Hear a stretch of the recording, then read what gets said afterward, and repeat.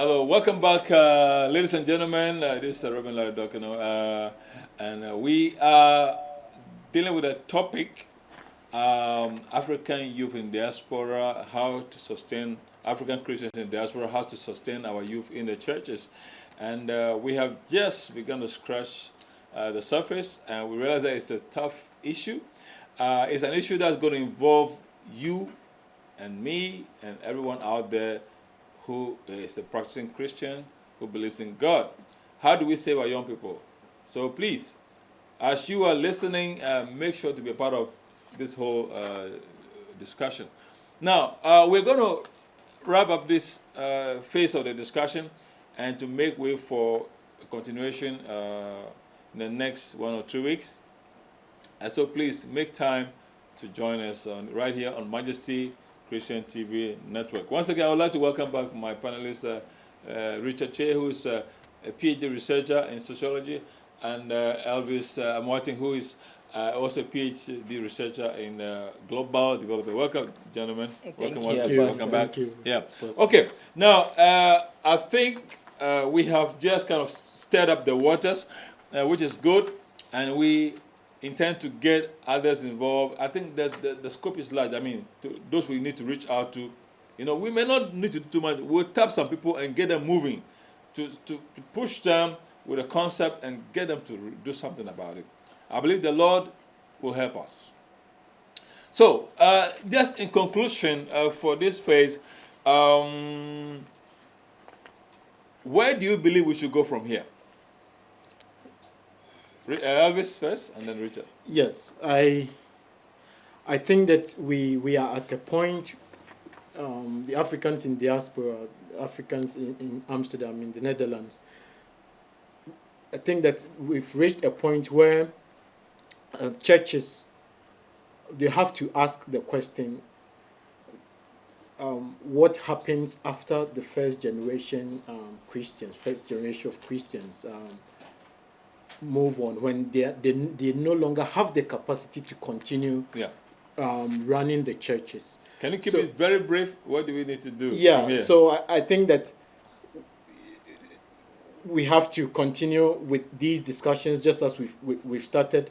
Create avenues for the youth to be empowered.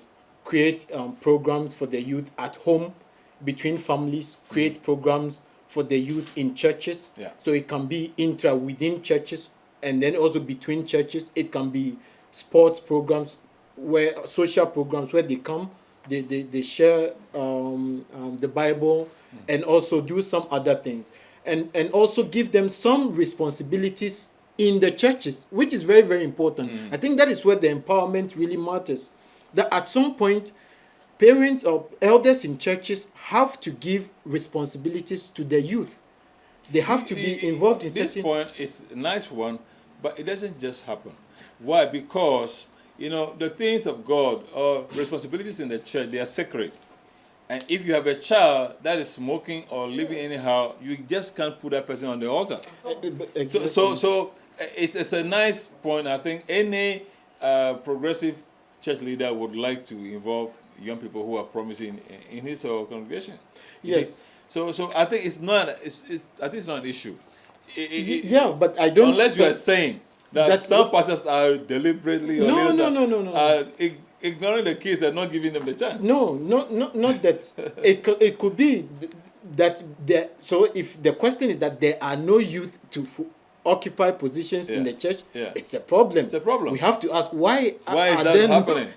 Okay. That in itself is a problem. But once we've discovered what that problem is, but I think that there should be some youth out there. They may feel that they are not really ready to. They don't have to be step perfect, in the shoes. but Exactly. But these things, I'm not saying that it's not something that you just introduce and then all of a sudden the youth, they are just running the church. That's not what I'm saying. It's a gradual process. That you start by giving them certain basic responsibilities in the church. It can be just something small that they do. They know that on Sunday, I give this thing maybe at the door of the church. If you know some youth that you want to introduce to bring them to me, I have plenty of work for them to do. But that they feel welcome, that there is something there for them, and that Yeah, I think by engaging them, we can find out more about right. what they really want. Thank you. Richard, next. Yeah. So my point is that the youth, the Where do we go parent. from here? Huh? Yeah. So we're going from here. The parents and the church now have the responsibility of accepting the fact that these youth have problems, and they are certain. I mean, their way of growing up, the environment in which they are growing up, it's not the same environment in which those parents grew up. Yeah. The elders and the deacons and the pastors grew up. So they should not. They should tap some of the examples, but from their childhood, setting to back up what the youth ask, but they should not use that to shine away or to ignore the problems that the youth raise, because that is very important for them, for the youth. As you ignore them, then they try to look for the solution outside the church, whereby at the end of the day it will not benefit the community. And as migrants, we have the role of, it's important that we keep the identity, which is very important, and the youth are the future ones to keep those identities. Sometimes we refer African migrants refer to themselves as the new Israelites. Yeah. So and so if you are, then you have to actually accept. So for me, going from here, churches, parents should accept the fact that children have problems, they have questions to ask, questions which might sound crazy, but they should not ignore them. If they do not have the resources, or if they are not capable of giving answers, they should try and move beyond their setting and look for the answers elsewhere. I think with this, the youth can move on, and the churches also can bring up youth who will not first be smoking and then will not find leaders to occupy those positions. Okay. Well, ladies and gentlemen, you've heard it all, but this is not all of it. We'll be coming your way again very shortly. Please keep looking out. Keep checking our bulletin board. We will, notify you. You'll see it on the site when this program is going to come up again. Thank you so very much for your time, and stay blessed and keep watching Majesty TV. God bless you.